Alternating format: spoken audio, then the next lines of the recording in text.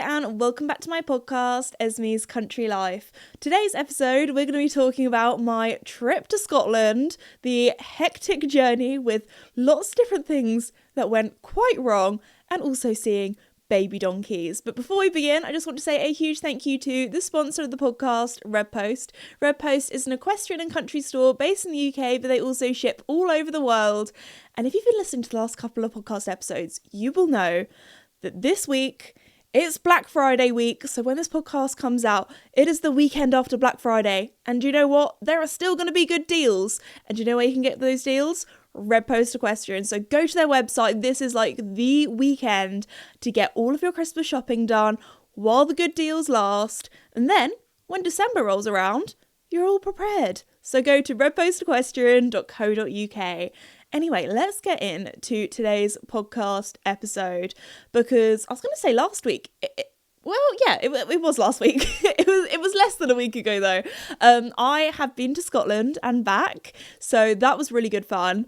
But oh my goodness, the journey there was hairy. The journey back was hairy. It was a wild ride. But anyway, let's get into it. So we were going up to Scotland for the weekend. Also, first off, so many people were like, oh my goodness, I can't believe you flew to Scotland. You should have just driven, that kind of thing.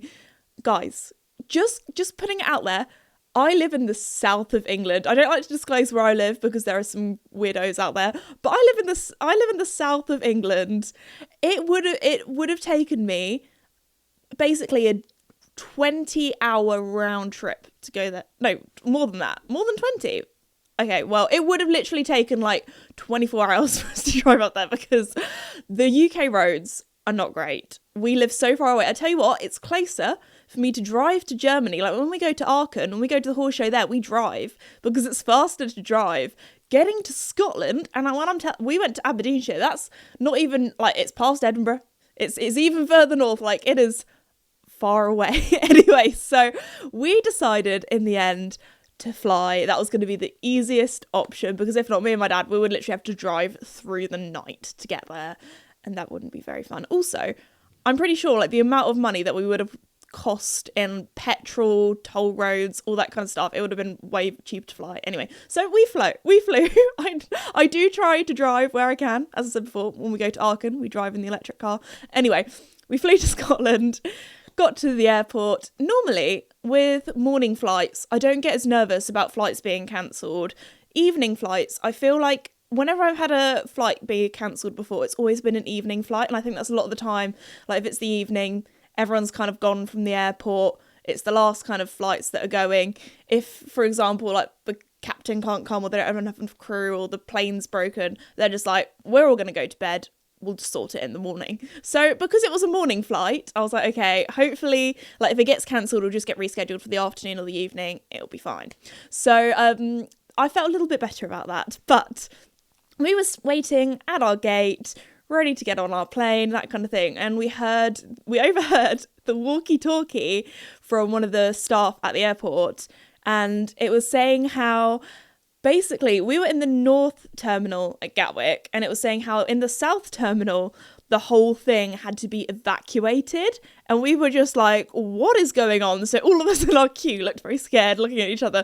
Then quickly, everyone just went straight onto their phones, went on to like search, like what's happening, anyway. So apparently, yeah, in the South Terminal, I have to be family friendly on the podcast. I also don't want to go against any community guidelines, but there was something suspicious in a suitcase. But luckily, you know, in today's society, we have all of the things, we have sniffer dogs, we have all of the x-ray machines, and it can seem like a faff sometimes when you go through airport security, but it's there to keep everybody safe.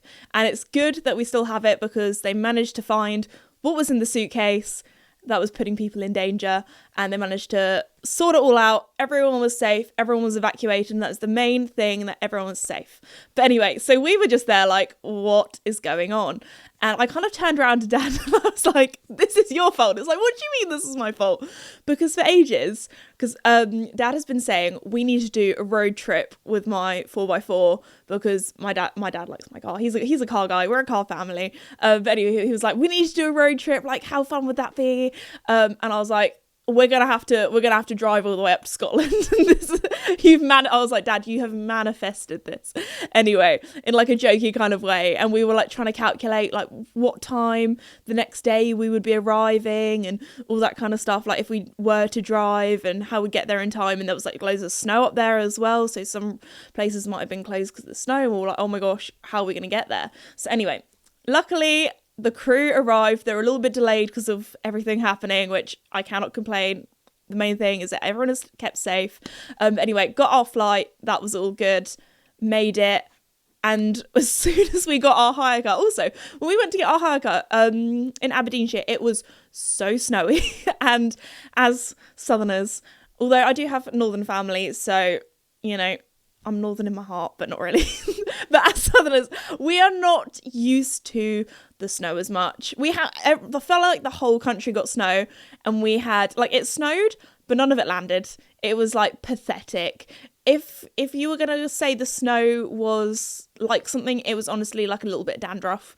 That was it. So anyway, we arrived and we were like, oh, I was glad I had all my knit jumpers and things because it was a little bit chillier.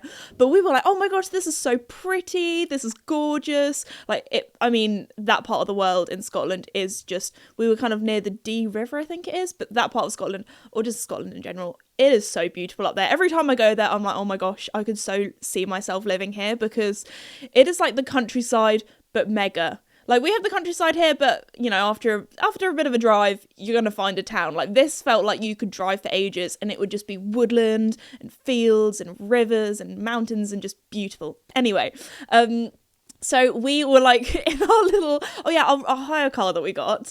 They were like, okay, so this is your car, a Fiat 500, which no hate towards Fiat 500s because I did used to have one. That was my first car. Her name was Frida. She was third hand, and every time I started her up, her back windscreen wipers would go. She did her job, but she did cost more than what I paid for her in my last MOT that I had done. So we were like, okay, Frida, you've had your time. We need to say goodbye now. I was like, okay, it's time to get a car that's not going to cost me so much each year when I have my MOT done. Anyway, so that's what happened to Frida. Don't know if I'd recommend them as a car or not. Anyway, maybe it's because mine was third hand and really old. But anyway, moving on. So as you guys know, Fiat 500s aren't the most big. You don't really think snow. You think maybe little Italian cobbled street. You don't think icy road, off-track vehicle. So the guy was like, we can't upgrade you to a bigger car for a lot more money. And Dad and I were like, we'll be fine. We'll take the Fiat 500. It'll be good. Anyway, so we were bumping along a little Fiat 500 and in the snow. And tell you what, I mean, my dad likes to show off. Every time he is like, oh, you're not doing that right. You're not doing that right. And I'm like, don't tell me what to do. He's like, I have done all of these driving certificates, off-road driving, race car driving. Like, he likes to show off with all these things that he's done. So he's like, Ez, you're in safe hands. I've done all these like driving degree passes, whatever. I know how to drive on snow. I know how to, I'm like, okay, we'll take the Fiat 500 then. So we arrived. We managed to get there just before it got dark. So we were going to World Horse Welfare to do some filming for them because they had some baby donkeys. And we were like, oh my goodness, we need to go and see the baby donkeys. But also, it's a really good time to promote World Horse Welfare. They're an incredible charity. As you guys know, our pony Duke is from there. And this time of year, we were trying to shout about them as much as possible because if you're thinking of getting your friends and family a Christmas present, or if you don't know what you want for Christmas, ask for a donation to World Horse Welfare. That's what I'm going to ask my friends and family because they are an incredible charity. And also, it was just Christmas.com having snow, baby donkeys. What more could you want? It was so pretty. And of course, the baby donkeys were absolutely adorable. So I have done a vloggy vlog on my channel if you would like to see the baby donkeys, if you'd like to see a bit more of the chaos of the journey, but I will describe it to you the best I can. I haven't even told you about the journey back yet as well. Okay, sorry, we'll get onto that in a little bit. So we were filming with the baby donkeys. They were really cute. It was one thing that I always find weird going to World Horse Welfare is obviously I'm so used to my horses where as soon as they see humans, they're like, hello, you are the food person. Hello, I want attention. I want scratchies. I want food. I'm going to be right up in your face. I mean, that's especially Joey. Actually, no, that's definitely all of them. But anyway, so whenever I go there, it always like kind of like really hits me because a lot of the time, or especially it depends on the cases, it depends how long horses or equines have been there. But when horses or equines don't just immediately want to run to you and have scratchies and treats, it's like, oh my gosh, it's kind of sad thinking about maybe what they've been through. But anyway, back to the positives. The baby donkeys were very, very cute, and the baby donkeys, they were born, I'm pretty sure, at World Horse Welfare, so they have had a brilliant life from the start. They've had the best care from World Horse Welfare, so they loved humans. So the mums were a little bit more cautious at first meeting new people, but the babies were all over me. They were sniffing me. They were wanting scratchies. So they had one called Popcorn, one called Peanut. Popcorn is the younger one. She was only 2 months old. And oh my goodness, she reminds me so much of our poor donkey Willow that unfortunately we did lose this year. But I was like, oh my gosh, this is Willow reincarnated. Honestly, like, it was the same colour, had patches like her as well. So cute, such a sweet temperament as well. So many of you guys were like, oh my gosh, Esme, you should adopt the baby donkeys. I'm just gonna put it out there now, they're not ready to be adopted or rehomed yet. That's all I'm gonna say anyway. But I think Scotland would be quite a long journey for them. But anyway, moving on. Baby donkeys, cute. I also did a meet and greet up there as well, so thank you to everybody who came along. You were all so lovely, especially as like the weather that day, like with the snow and everything, it was a lot. There were some people that drove five hours to come. There were some people that flew over from like Lapland, I'm pretty sure. So that is dedication. So thank you for coming. You're all so lovely. And then after that, we had our journey back that I'll get onto. So Dad and I were like, okay, what flight should we do? Because we needed to get home for the Sunday, because on Sunday my mom has to look after the horses, and we'll go and rescue her. We'll get back home early so we can muck out the horses. She doesn't have to worry about that. Turn them out, ride them, that kind of thing. My mom is not horsey, we didn't know. Anyway, so we woke up at 4 a.m.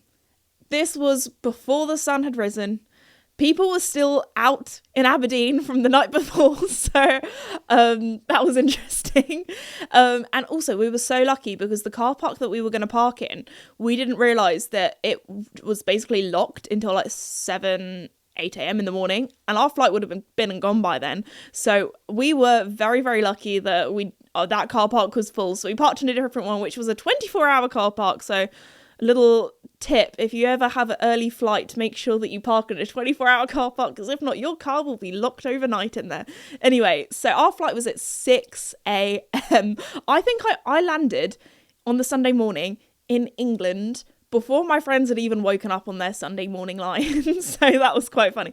So it's a little bit horrible because you have to wake up so early, but then it does feel like you have a whole extra day at home. So I mean, that was nice. We had a nice little family Sunday roast, so that was really nice. My brother was back from uni. He's not at uni anymore. He's got a proper job, apartment and everything. He's a big boy. Anyway, he is my younger brother, so I do take the mick out of him. But anyway, so that was really lovely. But yeah, on our plane journey home, our plane journey home. So there was a bit of a storm. It was so windy. And I just want to put it out there. If you're scared of planes, or scared of plane journeys, don't worry. I'm not going to traumatize you, because this is one thing. Like I was telling my friends this story, and they were like, "How did you not cry?" I would have cried if this happened to me. But my granddad used to be a pilot, and he has flown so many more times. It's also so much safer to be in a plane than in a car. Like you're more likely to end up in a car accident anyway. But like when it comes to like turbulence and things, when it drops, the way I was taught it is, if you can imagine like a plane being in jelly, you can wobble it as much as you want, up and down, that kind of thing, but it's still stuck. Like, because of the air pressure, it's not just going to suddenly fall out of the sky, because it's stuck in like the air pressure jelly. But also They have so many detectors and radars and everything on the plane. So our pilot obviously was checking the wind, making sure that it was safe to land. So we managed to land. Was it a little bit bumpy? Yes. Was there one point where it felt like we were literally landing sideways and the wing was going to land into the ground before us? Yes. But was our pilot a legend? Yes, he was. And we landed fine. It wasn't actually as bumpy as I was expecting. It was just a little wobbly when we were landing. We did see the plane behind us do a false landing, which is where the plane kind of lands and then it takes off again. But you know what? That was the thing to do. Because I was talking to my granddad about this because I was telling him all about it because it was literally saw him straight afterwards. And he was saying, so what would have happened is the plane was landing and then they'll be checking the wind detectors. And then there would have been like a gust of wind. And then it would have been like, nope, it's gone too high on the levels. Just go up again, do a little circle, land again when it's less windy. So there we go. There are lots of procedures in place. I tell you what, it takes a long time to be a pilot and all the tests that you have to pass and that kind of thing. Like I thought it was hard enough trying to pass your driving test. Like, goodness, all the things you had to learn for that and the stress of doing the test. Anyway, so yeah, we landed safely. Everyone was safe. Everyone was happy. Got home on time. Everyone's safe, and that's the most important thing. So yeah, that was our hairy journey there and back to Scotland. But honestly, it's so beautiful up there. It was a lot colder than last time I went. Everyone that I was talking to, they were like, I promise it's not always this snowy and this cold and this rainy. I mean, like, last time I did go was in August last year. So, oh my gosh, that whenever I say stuff like that, I'm like, oh my gosh, that we have been doing the podcast for quite a while, because I would have talked about that journey, because that's the only time which was also going to Aberdeen, where we had a like false landing. But there we go. Luckily, we didn't have that this time. It was all good. So yeah. Also, one thing I do find really weird about getting a plane to like Scotland, same as when we went to Northern Ireland, is that you don't have to show your passport. Like, you don't need a passport because we're traveling within a country, which I just find that's like getting the train. It is kind of like mind-boggling when you think about it. Anyway, tell you what, talking about planes, I don't know how interesting this is going to be for people. Maybe for people younger than me, it will be interesting.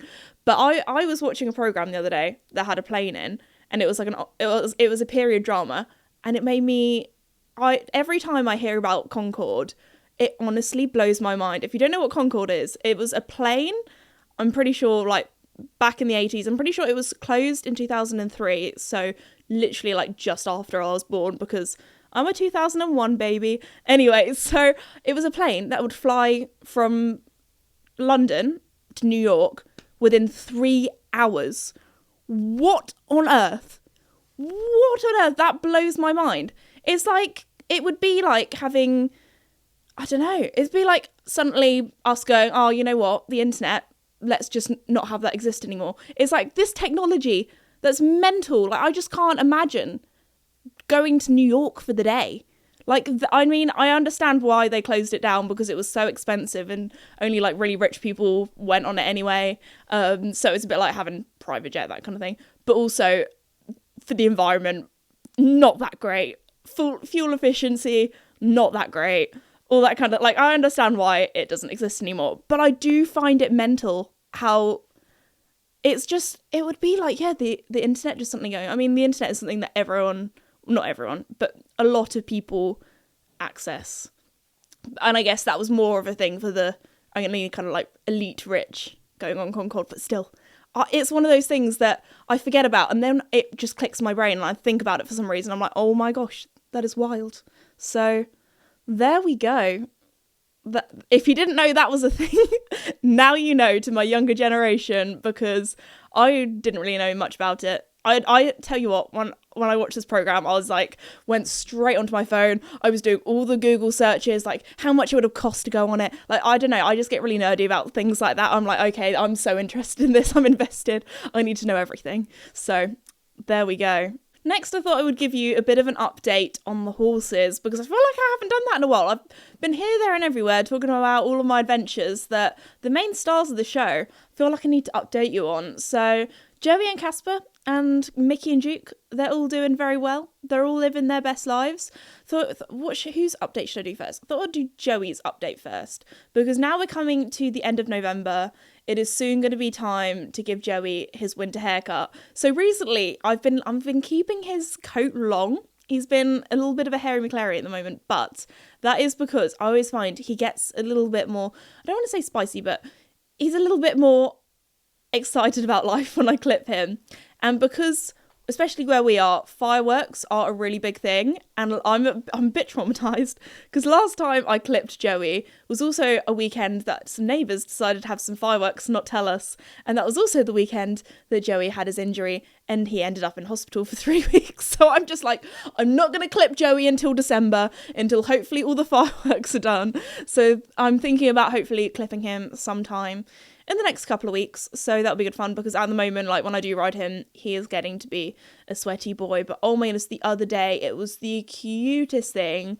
He was lying down fully asleep in his paddock. It was one of those days where we just had so much rain, so much wind, and then it was just a lovely day where it was still outside, it was sunny, and all of the horses recently have just been sunbathing anyway. So I went down and I sat down / laid down with him, and oh my gosh, it was the cutest thing.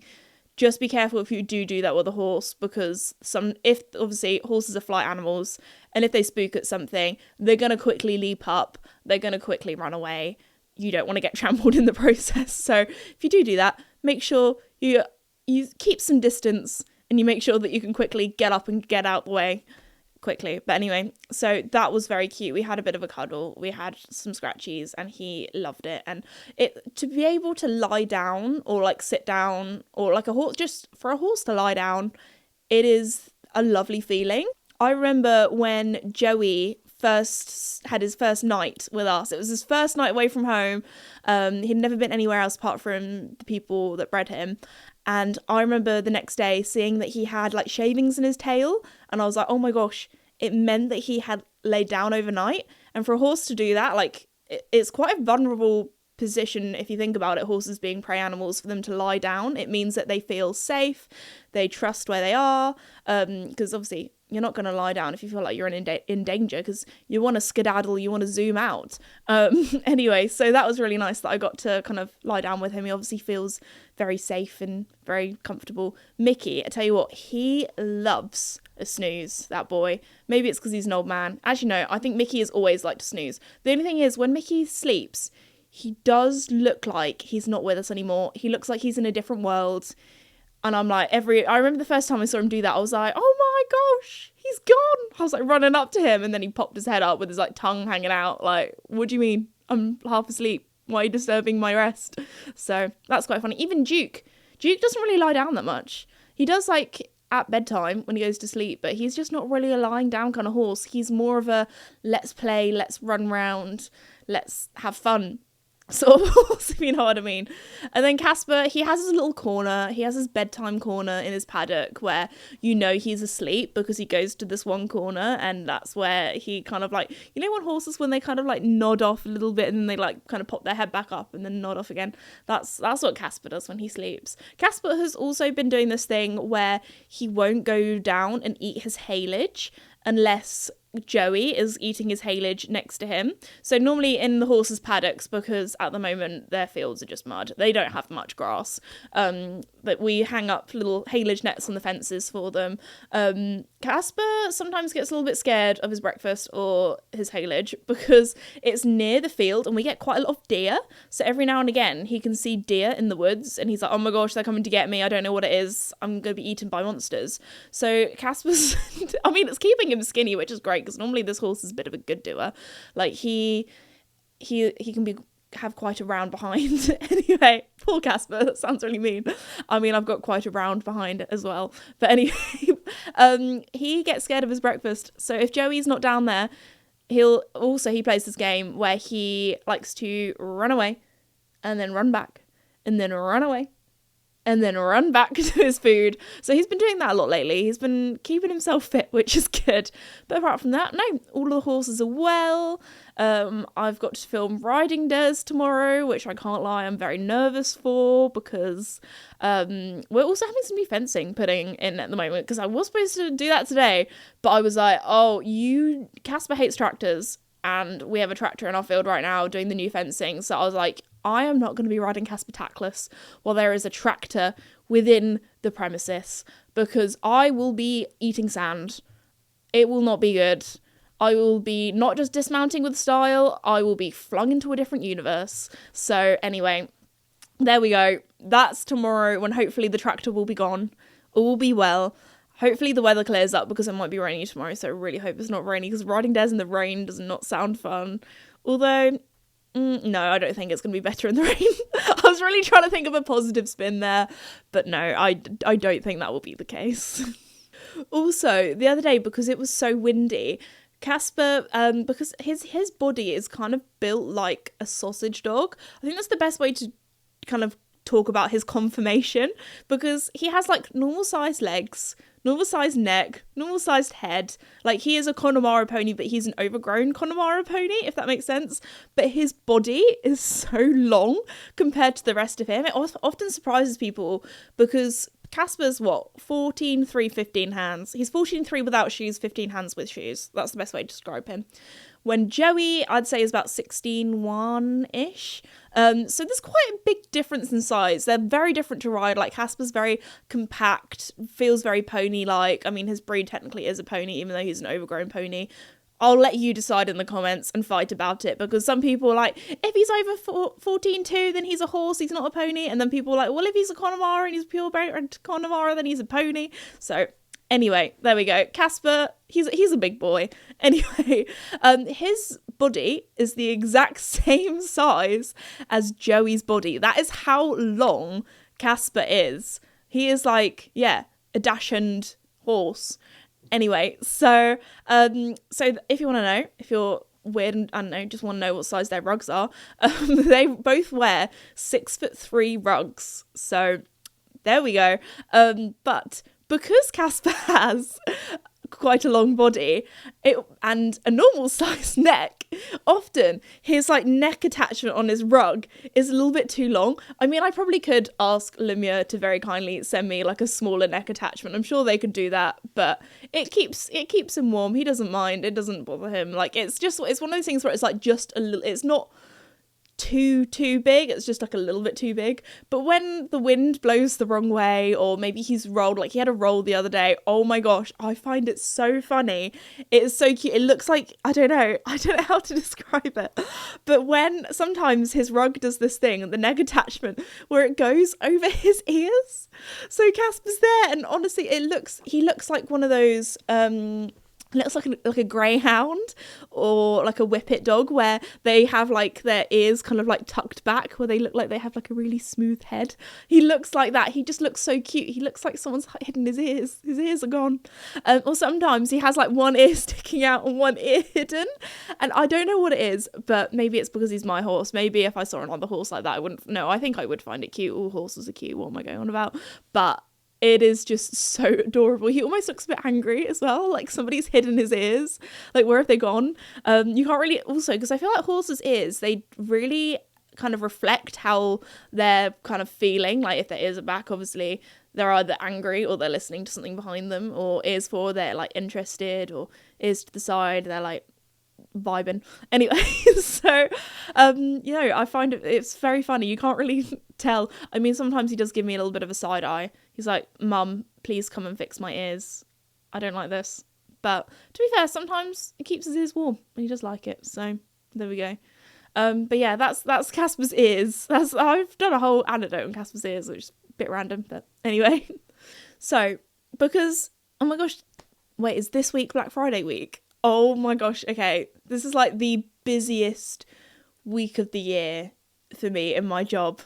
Anyway, so we were filming some Black Friday content for Lemure the other day, and when I tell you, I think it was the coldest day of the year. It was so windy, and I feel like nothing is worse than cold wind. Like, it really gets through you. So I was wearing a base layer, and when I had my nice winter coat on, I was fine, and Dad was like, I'm really sorry, Ez, but you're gonna have to take your coat off. When I tell you, that was dedication to the cause, because oh my gosh, I was freezing. Joey was brilliant. He is horse of the week. Actually, that was last week. We filmed that last week. Joey was horse of the week because he was so well behaved, especially as I was like, oh my gosh, Joey, please have your ears forward for the photos, because if not, like I'm gonna freeze.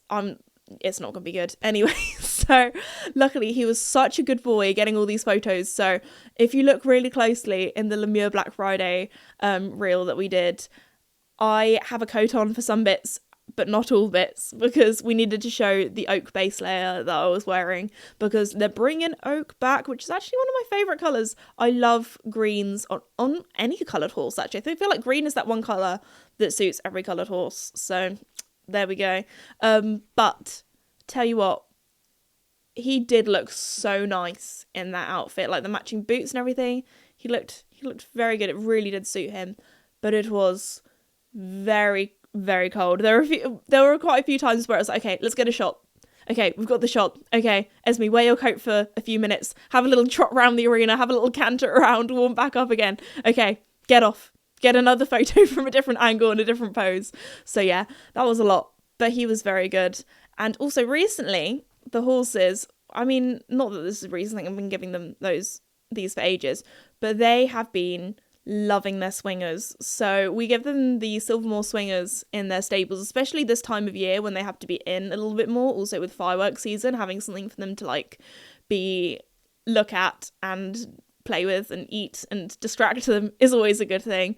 But anyway, so when the tractor got very close to Casper's Field, we did have to get him in and give him his swinger, which he very much enjoyed, having some snackies. But anyway, so we gave them some of those. And Joey, honestly, this boy is so clever. Each time we give him it, he manages to figure it out even quicker than last time. So what we've been doing is we've kind of made like a hybrid of the swinger and like the little net that we kind of put them in. And anyway, so each time we're like, how can we make this more tricky for Joey? Like sometimes we put it higher, sometimes we put it in different places. So if you have any ideas of how I can make like the ultimate swinger for Joey, make it even more difficult, let me know. Because the other day he managed to like get the whole like condensed grass bull swinger out of the bag, and I was like, how on earth have you done this? Like, I got it on camera and everything because I was doing like a little story of me chatting with him, and he just managed to get it out. Like, that boy, give him a Rubik's Cube, because honestly, I don't know how he does it. But on that note, I'm going to finish off today's podcast episode here. Am I allowed to tell them where I'm going on Thursday? I'm going to the Spotify headquarters. I'm very excited. So keep your eyes peeled, or your ears in tune. Is that a thing? No, I don't know. I'll make it up. Keep your ears in tune, everybody. Tune in to your ears. No, keep your eyes out for next week's podcast episode, because I'm going to be talking to you about going to Spotify headquarters. I'm actually really nervous because I don't know any other content creators that do podcasts, I think, that will be there. So I'm going to have to go and make new friends and be brave, but it'll be fine. It'll be good. That's what I'm telling myself. Anyway, so yeah, thank you so much, everybody, for listening to today's episode. Get your Christmas presents in the Black Friday sale at Red Post Equestrian. It's going to carry on over the weekend, limited time only. Be there or be square. And I'll see you all next time. Bye!